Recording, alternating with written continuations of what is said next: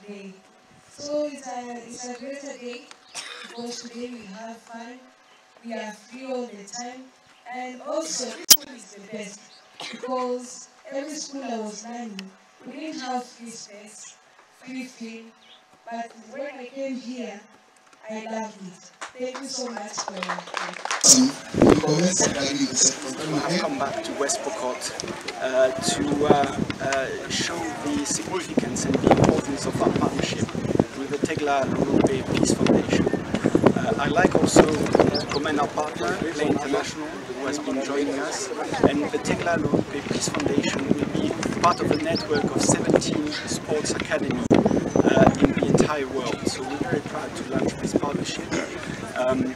I think, as Ambassador Tegla has mentioned, sports is a vehicle to promote values.